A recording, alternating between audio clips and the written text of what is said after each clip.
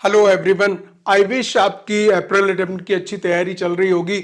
और इस बात को आपको मैं बिल्कुल टॉप अर्जेंट चैप्टर्स की एक लिस्ट देने वाला हूं, जिससे कि अगर आपने इन चैप्टर्स को तैयार नहीं किया है, यदि आप मॉक टेस्ट में या दूसरे ऑनलाइन टेस्ट में किसी तरह के इंस्टीट्यूट के टॉस टेस्ट में अगर फंसे हुए हों, तो पहले इन अर्जेंट चैप्टर्स को आप कर लीजिए मैथ्स के, और उसके बाद में मॉक टेस्ट वगैरह या दूसरी चीज़ें आपको वर्कआउट करनी है, क्योंकि वहाँ पे भी टाइम जाता है।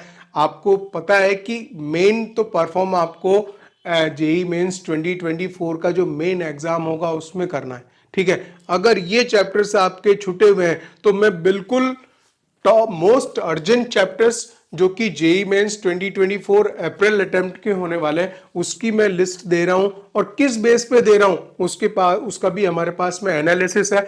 ये पूरी लिस्ट जो है जनवरी अटेम्प्ट में इस तरह से रही थी, जो टॉप प्रायोरिटी रही थी, मतलब सबसे ज्यादा चैप्टर जिससे कि क्वेश्चंस पूछे गए थे सीक्वेंस एंड सीरीज है, और उसी ऑर्डर में गिरते हुए definite integration, set and relation, matrices and determinant से 11 क्वेश्चंस थे। फिर फंक्शन था, लिमिट था, लिमिट्स, कंटिन्यूटी, डिफरेंशिएबिलिटी था, कॉम्प्लेक्स नंबर था, एओडी था, पीएनसी था, वेक्टर था और स्ट्रेट लाइन था।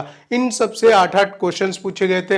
इससे 9 क्वेश्चंस थे। 11 क्वेश्चंस फंक्शन, मैट्रिक्स, डिटरमिनेंट और सेट एंड रिलेशन से पूछे थे। डेफिनेट इंटीग्रेशन से 14 सवाल थे और सबसे ज्यादा सीक्वेंस एंड सीरीज को इन्होंने इंपॉर्टेंस दी थी। तो अब इस अप्रैल अटेम्प्ट के लिए सबसे मोस्ट अर्जेंट चैप्टर्स कौन से होने वाले हैं उनकी मैं लिस्ट दे रहा हूं। यहाँ पे 13 चैप्टर्स मैंने रखे हैं, तो आप इन चैप्टर्स को अगर देख लीजिए। अगर ये आपके तैयार नहीं है, अभी 15 दिन बाकी हैं, तो इनको पहले जाके तैयार करो। उसके बाद में मॉक टेस्ट वगैरह दे लेना, क्योंकि mock test main JEE mains नहीं है। जेई मेंस होगा जो एनटीए कंडक्ट करता है, वो वाला होगा। आप इन बच्चों के चक्कर में कि यार मेरे मॉक टेस्ट में रिजल्ट अच्छा नहीं आ रहा, मैं दुखी हो रहा हूं, उसको दुखी होने से कोई मतलब नहीं है। मेन तो एनटीए में वहां जाके छक्का मारना, ठीक है ना। यहां आप चाहे आप बोल्ड आउट होते रहो, कोई दिक्कत नहीं है।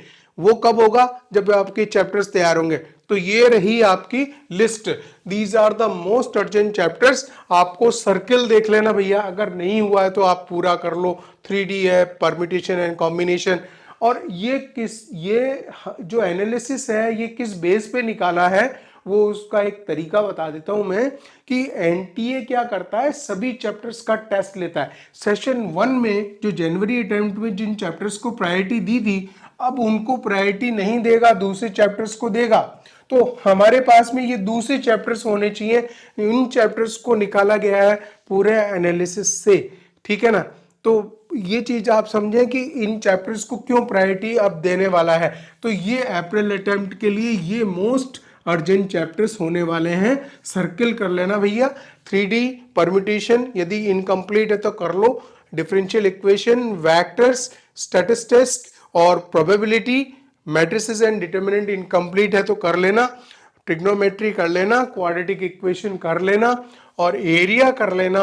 Area under the curve, complex number आपका इनकम्प्लीट है तो कर लेना। और आईटीएफ अगर इनकम्प्लीट है तो उसको आप कर लेना। रीजन बिकॉज इन चैप्टर से क्वेश्चंस कम पूछे गए थे जनवरी अटेम्प्ट में, तो अप्रैल अटेम्प्ट में इनसे ज्यादा सवाल पूछे जाएंगे, फिर आप चक्कर खा जाओगे। आपको ध्यान रखना है, जनवरी अटेम्प्ट वाले जिन जो प्रायोरिटी लिस्ट में टॉप पे थे वो अब यहाँ पे नीचे रहेंगे, और उल्टा रहेगा जिन चैप्टर्स से क्वेश्चंस नहीं है। एनटीए को आपको पूरा टेस्ट करवाना है। वो चाहता है कि सभी चैप्टर में बच्चे की परफॉर्मेंस रहे। तो ऐसा नहीं कि जो जो चैप्टर आपके इधर स्ट्रांग थे वापस उन्हीं को आप जो है वापस उन्हीं की तैयारी करे जा रहे हो। ये चैप्टर पहले देख लो भैया। अगर ये आपके इनकम्प्लीट है, पहले जाके इनको कर लेना, बाद में मॉक टेस्ट वगैरह दे लेना। अगर मॉक टेस्ट अगर चल रहा है उसको आप एस्केप कर सकते हैं, but go and this is the urgent what I am saying कि इन चैप्टर्स को पहले जाके तैयार कीजिए। All the best for the April attempt.